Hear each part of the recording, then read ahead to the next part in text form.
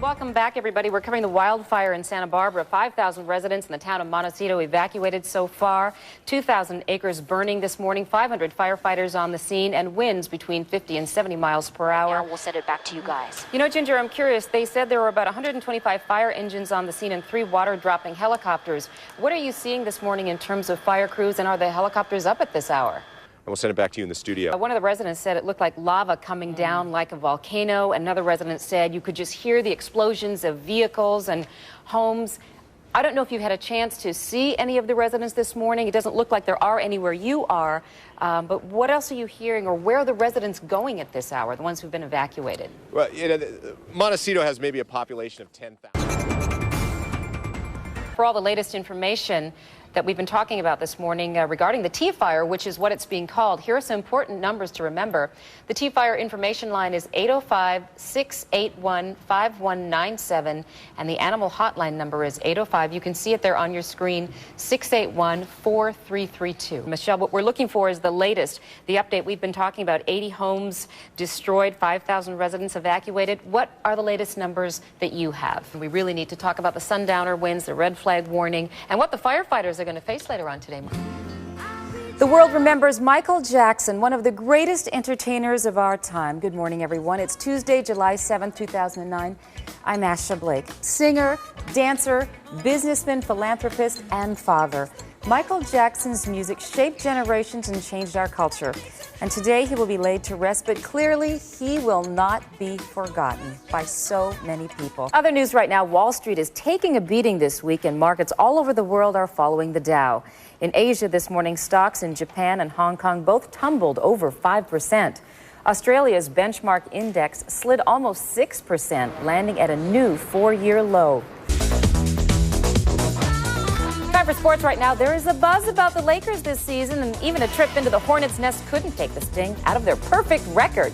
Derek Fisher is once, twice, 3 times a shooter, knocking down 4 threes.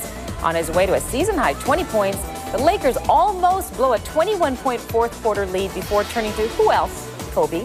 He drains 3 of his 20 as the Lakers improve to 7-0 with a 93-86 win at New Orleans. And we now have an address. It's 1034 South Los Angeles Street. For those of you who are heading down to that area or traveling in that area, you want to be careful and obviously avoid that area. We have Delisa Davies on the phone with us from LA Fire Department. Delisa, can you hear me? Yes, ma'am. Delisa, tell us, we know the fire started around 4:50 this morning, 130 firefighters on the ground. Do you have any idea what might have caused this fire? We don't have an idea of what caused the fire at this time. What was the biggest problem that firefighters had fighting this fire? They couldn't get into it. That might have been the biggest one. But from your perspective. The fire did have a jump on us. Delisa, just a few minutes ago, we saw just a little bit of fire in the middle of the building still. What can you tell us about what's still burning? Those are probably just flare-ups from the materials that are inside. Hey guys, welcome to the show. I'm Bill Rancic. And I'm Lisa Gibbons. Great to have you along with us. According to the FBI, a car is stolen in the United States every 44 seconds, and that includes rental cars. And the tricks thieves use to steal these vehicles can be shockingly brazen. As this customer, he asked us just to call him Billy, found out when he returned a minivan to a rental agency near the Los Angeles airport. Lieutenant Hamilton says there are things you can do to protect yourself from becoming a victim of a rental car ripoff. Smoking a joint has been the most common way to ingest cannabis for many patients over the years, but that's quickly being replaced by these vaporizers, tinctures, pills, patches, and other items that proponents say deliver pain relief easily and discreetly. In 2006, Cheryl Schumann was diagnosed with ovarian cancer and now uses vaporizers to relieve the long-term side effects and pain from battling her disease. Vaporizing is my favorite and healthiest way to intake my medicine. I have a portable desktop unit that heats up and it blows up this big bag of vapor. It's not smoke.